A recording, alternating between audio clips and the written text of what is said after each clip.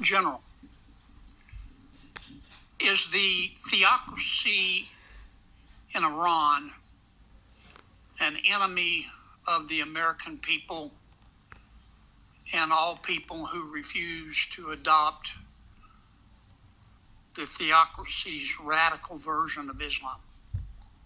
Well, Senator, I'm not a scholar in that regard, but I would say that Iran presents a clear and present danger to all those who do not bend. Well, do you think they're our friend? They are not our friend. And how long have they not been our friend and the world's friend?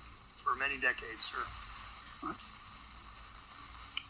How many innocent people has the theocracy in Iran killed because they refuse to adopt the theocracy's radical version of Islam?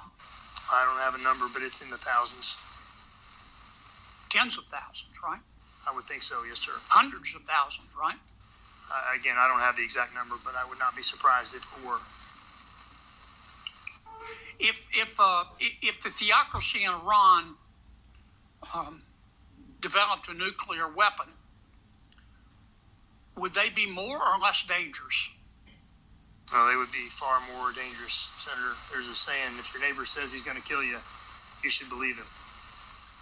Can we agree that the president's decision to destroy the Iranian theocracy's nuclear weapon capabilities made the world safer? I would say it did. What's impetuous mean? Well, sir, impetuous means, again, I'm a poli-sci major from the Texas State School. Impetuous means flippant. Yeah, without thought, without care. Yes, sir. You're not a politician, are you? No, sir, I am not. Okay. One of my friends on the committee said that America's decision to destroy the Iranian theocracy's ability to make a nuclear bomb was impetuous. Do you think that's an accurate description in light of the theocracy's years of hatred and bloodshed? Well, Senator, I would say it is a good thing that Iran does not have a nuclear weapon. Yeah, I would too. I don't understand why we can't agree on that. I don't. Let me talk about shipbuilding in a few minutes I have. Mr. Secretary, for the last 2 decades, well, let me ask that. He's not a politician either. Admiral, in the last 2 decades, we've doubled the amount of money we have given the Navy to build ships. We've actually had fewer ships today because we've retired more than we've built. Tell me why in 30 seconds. Well, the simple answer, sir, is we were building 4 or 5 DDGs a year in the mid-90s, and we're building 2 a year now. So why? That's the We've simple given you more money. Well, they cost more money, sir. How much money do you need to catch up to China? I'll have to get back to you on the specific answer. I think I'd be satisfied in the meantime to just build at the rate we're supposed to and not be behind. Mm-hmm. How far behind are we? We're behind in every ship class to different rates, Okay. but at least years. We can't catch up without our private sector shipyards, can we? We cannot. Okay. Both Tier 1 and Tier 2 shipyards, right? Yes, sir. Okay. We got to do better, Adam. It's unacceptable. In the last few seconds I have, I want to make a comment about the money and the way we're going to get it to you. Nothing would please me more.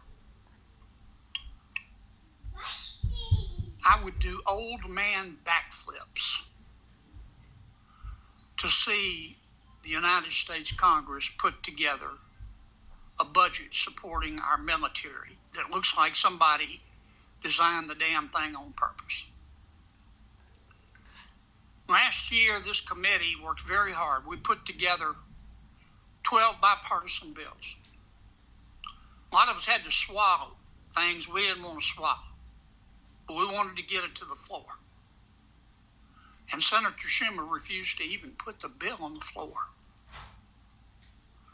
Now, what makes anyone with an IQ above their weight or their age think that now that he is in the minority, Senator Schumer is going to cooperate with us to get a budget on the floor?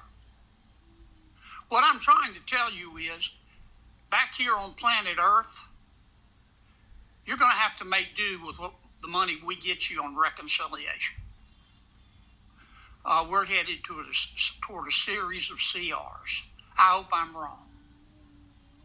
But again, I live on planet Earth.